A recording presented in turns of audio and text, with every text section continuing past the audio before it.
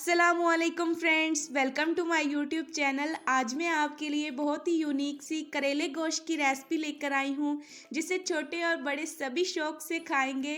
तो आपने रेसिपी को लास्ट तक देखना है कि किस तरह हम इस मज़ेदार सी रेसिपी को बनाएंगे।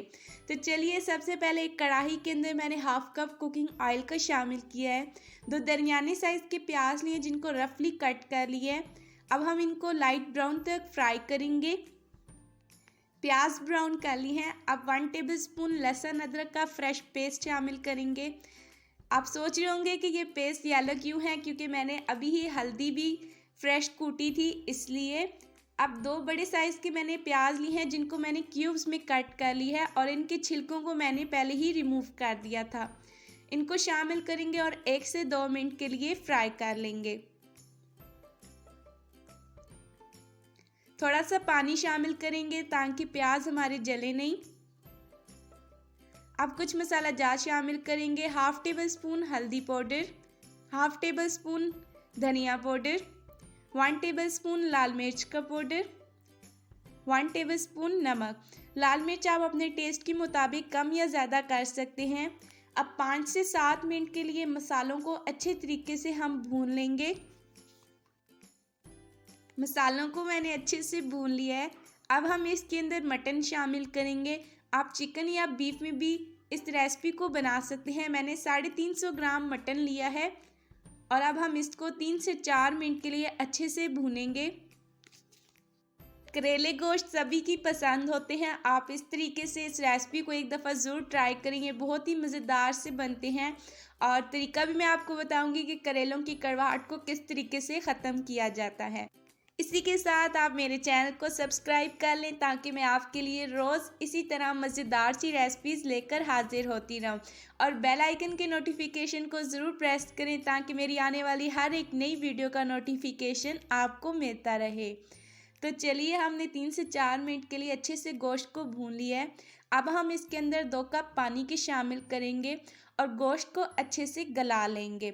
30 से 40 मिनट के लिए कवर करके हम इसको पकाएंगे। दूसरी साइड पे मैंने 3 पाव करेले लिए थे, जिनको मैंने कट करने के बाद 2 टेबलस्पून नमक लगा के 30 मिनट के लिए छोड़ दिया था। 30 मिनट के बाद हमने इनको अच्छे से मल के कड़वा पानी निकाल लिया था। उसके बाद 3 से 4 दफ़ा साफ़ पानी से हमने इनको अच्छे से धोया और उसके बाद ड्राई कर लिया। अब एक पैन के अंदर 1 कप कुकिंग ऑयल का शामिल करेंगे। ऑयल गर्म होने पर इसके अंदर करेले शामिल करूंगी और इनको हम फ्राई कर लेंगे। अगर आप भी इसी प्रोसेस के साथ करेलों को बनाएंगे तो बिल्कुल भी करेले कड़वे नहीं बनेंगे। तो मैं आपको यहाँ पर दिखाऊंगी कि करेलों को आपने कितना फ्राई करना है। तेज़ आंच पे करेलों को फ्राई करिएगा। अगर आप लो फ्लेम पे करेंगे तो करेले टूट जाएंगे। 7 से 8 मिनट के लिए फ्राई करेंगे। अभी मैंने इसको 5 मिनट फ्राई किया है, इस कंडीशन में आ गया है। मज़ीद 2 मिनट हम इनको फ्राई करेंगे। तो देखिए, इस पॉइंट पे करेले अच्छे से हमारे फ्राई हो गए हैं। अब हम इनको एक प्लेट के अंदर निकाल लेंगे। अब इसी पैन के अंदर प्याज को फ्राई करेंगे। 3 बड़े साइज़ के मैंने प्याज लिए थे, जिनको बारीक कट कर लिया था। प्याज को हमने 2 से 3 मिनट के लिए ही फ्राई करना है। तो देखिए, प्याज को भी हमने फ्राई कर लिया है। अब उसी प्लेट के अंदर हम प्याज भी निकाल लेंगे और जो इस पैन में ऑयल बचेगा वो हम हांडी में शामिल कर लेंगे। गोश्त को पकते हुए 40 मिनट हो चुके हैं। मैंने 1 कप पानी इसमें और शामिल किया था और गोश्त अब हमारा अच्छे से गल चुका है। तो सबसे पहले पानी को खुश्क करेंगे और 7 से 8 मिनट के लिए मसाले को अच्छे से भून लेंगे। तेज़ आंच पे 7 से 8 मिनट के लिए मैंने मसाले की अच्छे से भुनाई कर ली है।